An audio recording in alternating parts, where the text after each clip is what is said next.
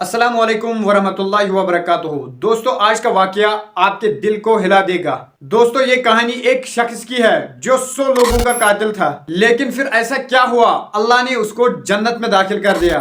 चलिए सुनते हैं इस इबरतनाक वाकया को। एक दफा का जिक्र है, एक शख्स ने 99 लोगों का कत्ल किया था। उसका दिल बहुत बेचैन था। उसने सोचा क्या अल्लाह मुझे माफ करेगा। वो एक आलिम के पास गया और पूछा, मैंने 99 लोगों का कत्ल किया, क्या मेरे लिए तौबा का रास्ता है।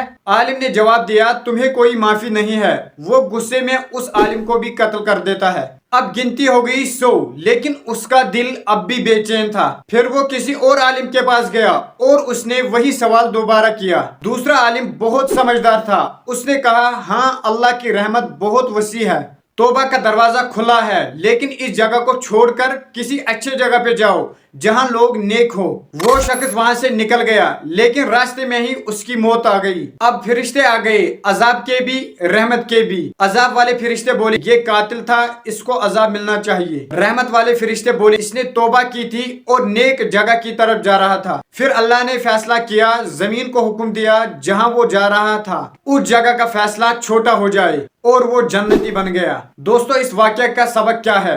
कभी भी अल्लाह की रहमत से मायूस न हो। दोस्तों, तौबा हर वक्त कबूल हो सकती है जब तक मौत का वक्त ना आ जाए। अच्छी सोहबत और अच्छी जगह इंसान को बदल सकती है।